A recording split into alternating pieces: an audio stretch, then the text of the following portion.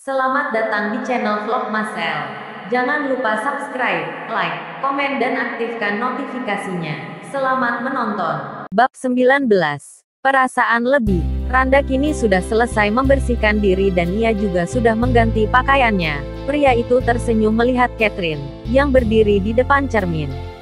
Randa pun mendekati Catherine, lalu memeluknya dari belakang.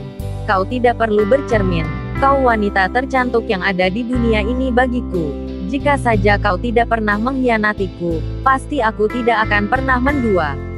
Randa meletakkan dagunya di pundak Catherine sambil tersenyum lembut. Seandainya saja aku bisa mengulang waktu, mungkin aku memilih untuk tidak ikut liburan ke Bali dengan teman-temanku pada waktu itu. Catherine menerawang mengingat tentang kejadian yang membuat wanita itu kehilangan kehormatannya. Aku merindukanmu, ucap Randa. Seraya mencium pipi wanita itu lembut, sementara Catherine memejamkan matanya menikmati sentuhan lembut suaminya yang tidak pernah ia dapatkan selama menikah dengan pria itu. Bolehkah malam ini aku meminta hakku, Mas? Tanya Catherine dengan wajah ragu. Randa mengangguk, lalu mencium bibir Catherine yang sangat ia rindukan. Setelah itu ia melepas pakaian Catherine satu persatu. Namun, sebelum pakaian Catherine terbuka sempurna, tiba-tiba ponselnya berdering dan pria itu pun menghentikan kegiatannya dengan Catherine dan langsung mengangkat ponselnya tersebut. Randa melangkah mengambil ponselnya yang ada di atas nakas. Halo, ucap Randa meletakkan ponselnya di telinga. Pria itu terlihat serius dan langsung mematikan ponselnya setelah beberapa saat berbicara di telepon. Iya, aku akan segera ke sana, ucap pria itu, lalu merapikan pakaiannya dan mengambil jam tangan di nakas, lalu hendak melangkah meninggalkan Catherine yang pakaiannya sudah terlepas sebagian. Bolehkah aku minta jadi kau untuk menemaniku malam ini saja, Mas? Pinta Catherine dengan mata yang mengembun. Maaf, malam ini aku tidak bisa.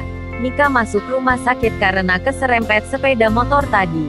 Dia lebih membutuhkanku, ucap Randa sambil memakai jaketnya. Randa mengecup kening Catherine, lalu melangkah meninggalkan wanita itu yang sudah hampir telanjang. Kenapa sih, Mas?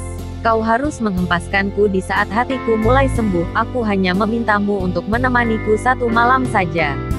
Gumam Catherine setelah bayangan Randa menghilang di balik pintu.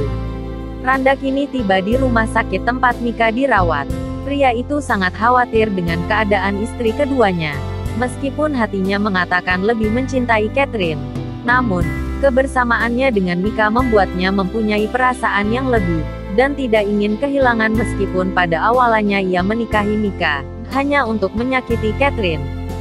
Setelah sampai di ruang rawat wanita itu, Randa langsung masuk dan melangkah mendekati istrinya.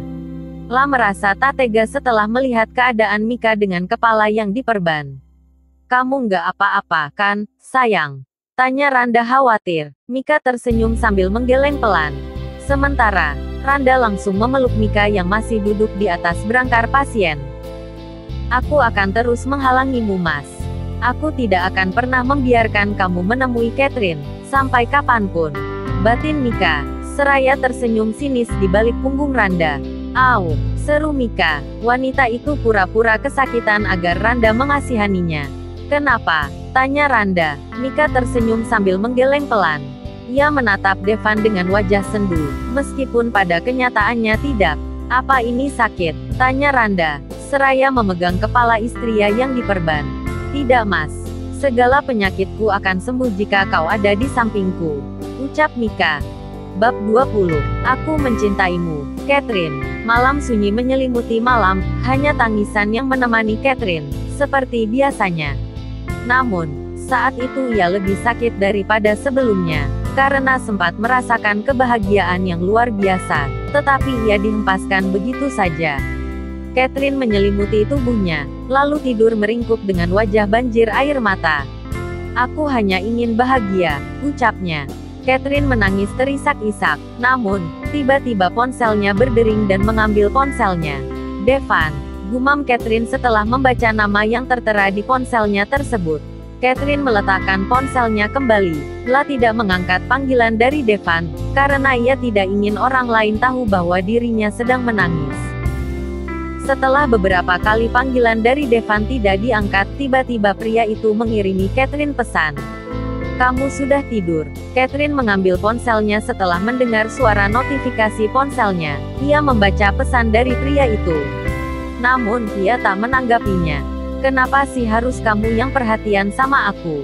Ucap Catherine. Aku hanya menginginkan suamiku yang bertanya seperti ini. Ucap Catherine sambil memegang ponselnya dengan tangisan pilu. Catherine hanya menangis melihat pesan dari Devan. Ia tidak membalas pesan itu dan meletakkan ponselnya kembali setelah membacanya.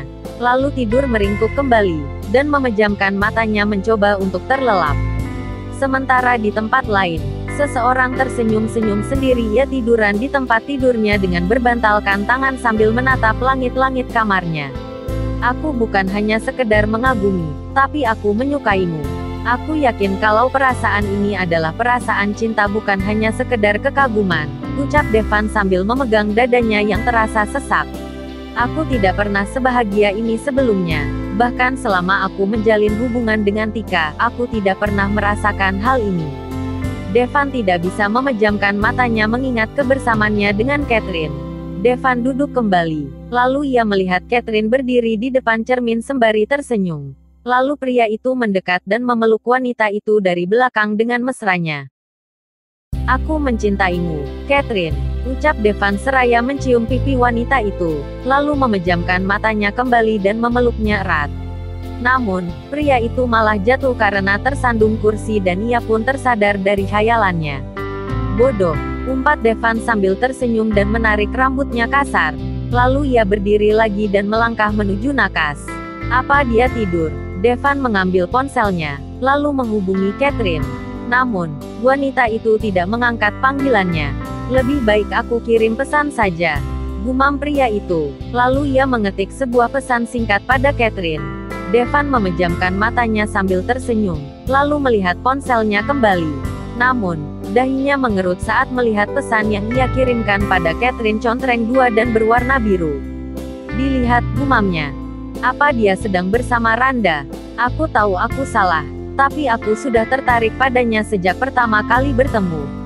Devan tersenyum lalu duduk di sisi tempat tidur. Lagi pula Randa tidak mencintainya.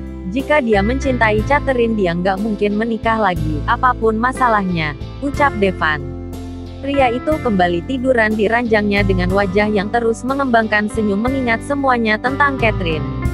Aku takkan pernah berhenti untuk mengejarmu, sampai kau benar-benar mencintaiku dan meninggalkan Randa untukku, gumam Devan tersenyum tipis. Sementara di rumah sakit, Randa menemani Mika, duduk di samping berangkar yang ditiduri wanita itu. Maafin aku karena telah meninggalkanmu, hingga kau celaka seperti ini. Aku tahu kau pasti mencariku sampai kau terluka.